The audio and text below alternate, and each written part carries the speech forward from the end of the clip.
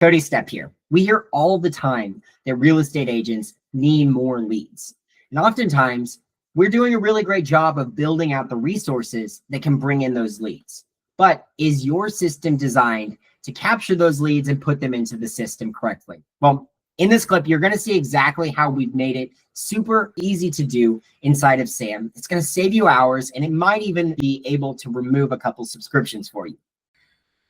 First easy one real quick is on the calendar stats on your main dashboard.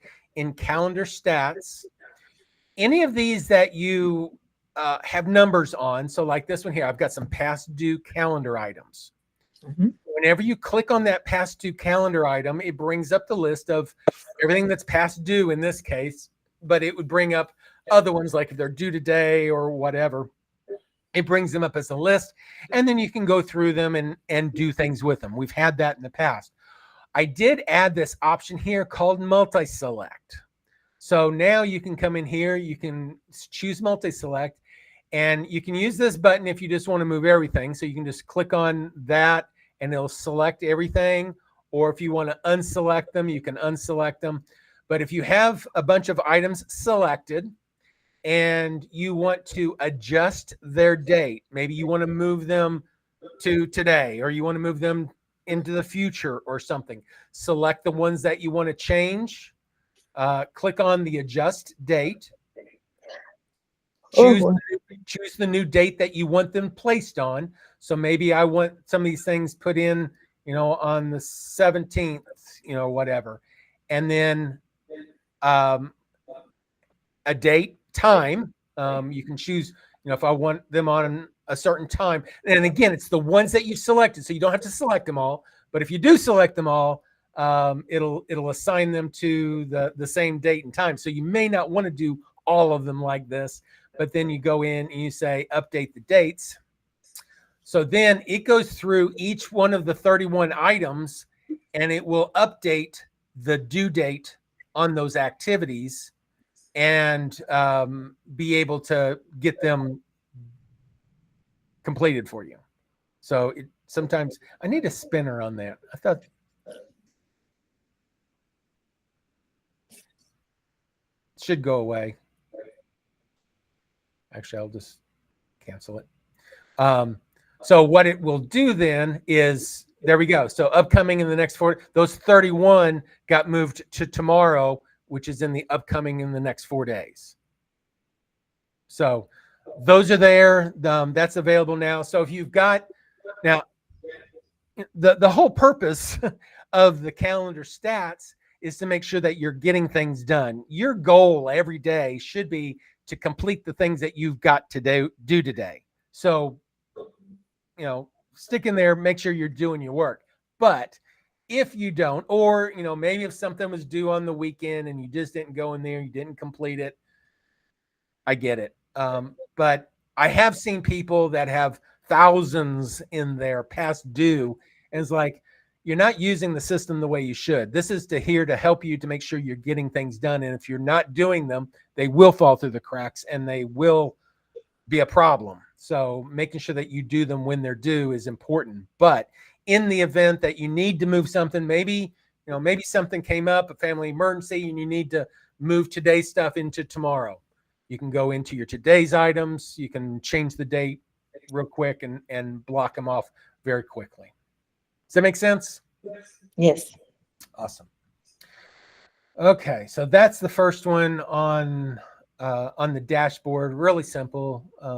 So for those using the landing pages, going back to our landing page piece, clicking on your initials in the upper right corner, going into setup, not integrations. I'll come back to integrations in a second. Going into setup, go into your landing pages piece. We made a few changes, and I think we talked about a couple of these in our previous week before last, some of the things that we did. The one thing that we talked about, and I think it was because of your event, we talked about this, Jose and team, was the thank you page normally you'll put in some kind of text there for your thank you page. I've gone ahead and added a redirect URL so that once they register, if you don't want them to go to a thank you page itself, you can have it redirect to some other page, maybe your website or maybe something special that you would want to talk about the event or whatever.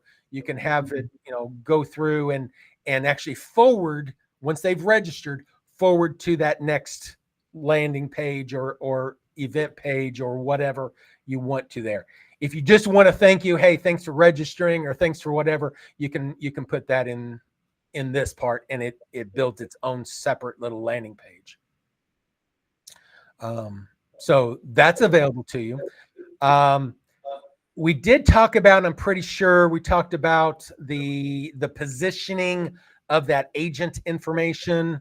So on a landing page, you can have your agent information, your photo and your logo placed either at the top or at the bottom. We did offer an option where you just say, I don't want it shown at all. So you can have a none option here, basically. But in addition to that, you can tell it how you want the placement of the words in there. I think we talked about that last week, where if you want it left justified, right justified, or centered, and then also centering the container that contains those words. So like in this case, I've got it centered and centered. So if I come here and I say open in browser,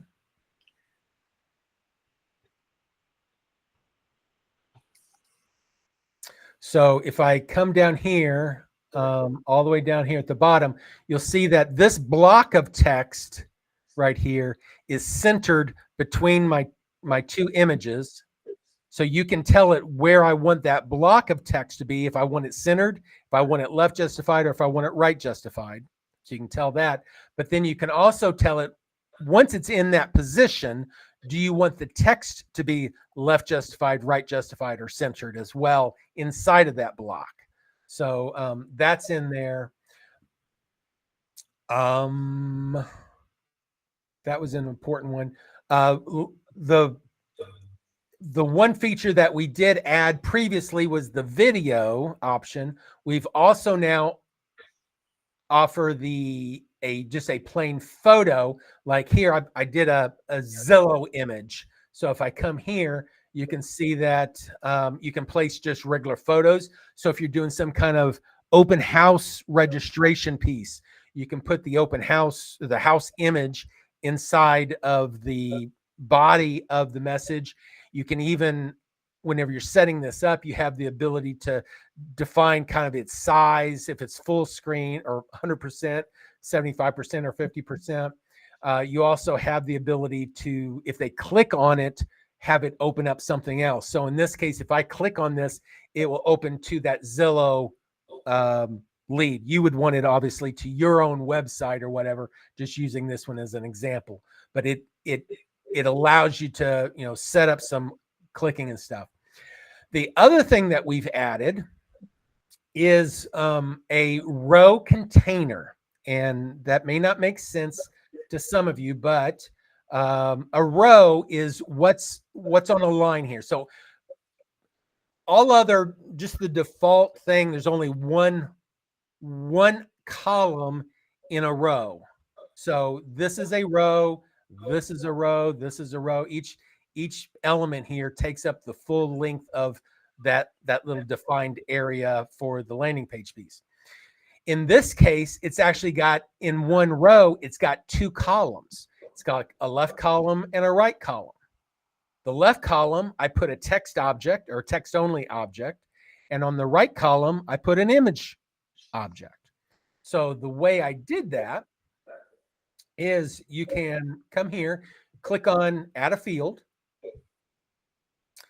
And in the drop downs, you'll see that we had that image piece, which allows you to choose the image stuff that we talked about, the URL for the photo, the click URL, its size and stuff like that. That's all there. But for this row piece, if you come here and say a row container can have multiple columns. So you can specify how many columns, whether it's 2, 3, or 4. Didn't really figure you needed more than 4 right now. We may add more later. But let's say you have 2 columns of information like we did on that one.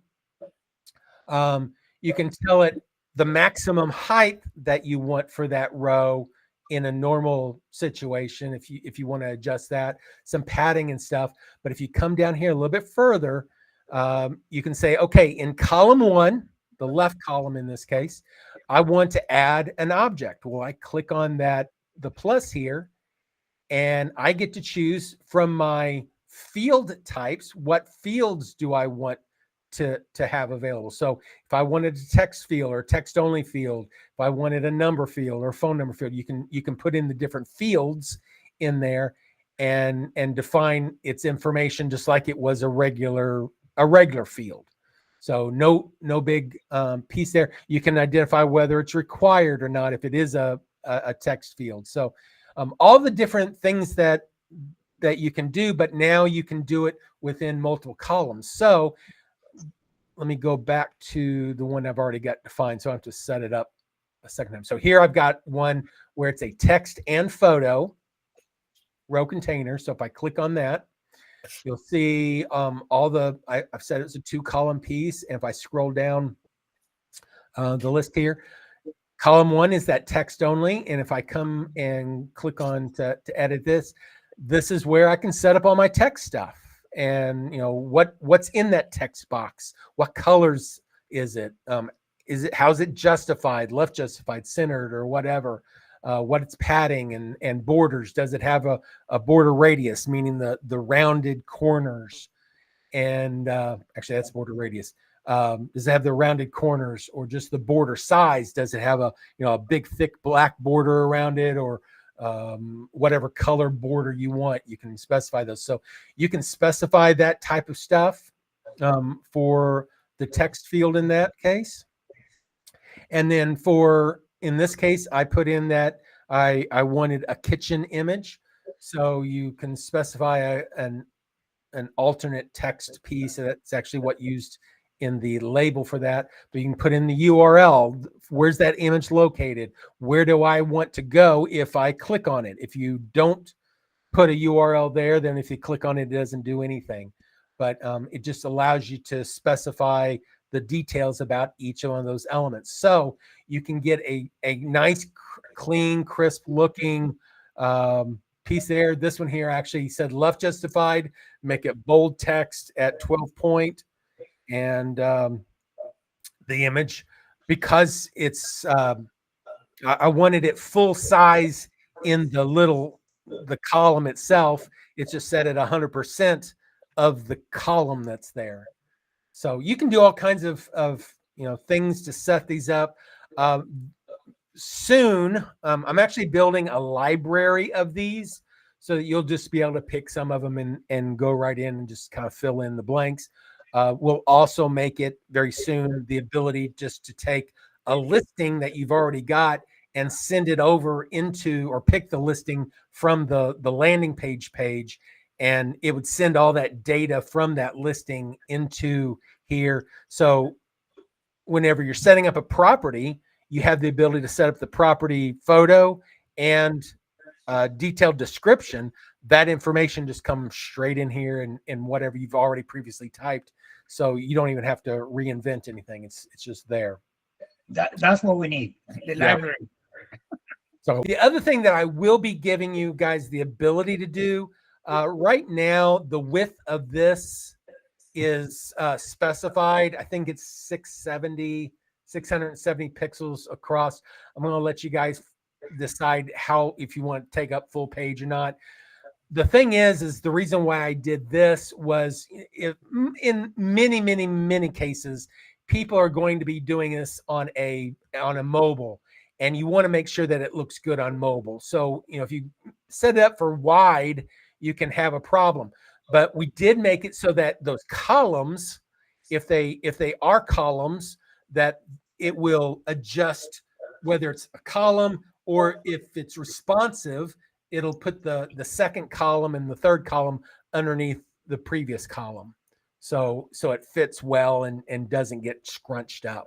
So as you expand these out, at some point it switches to the 2 columns because it has enough room in there to show both columns.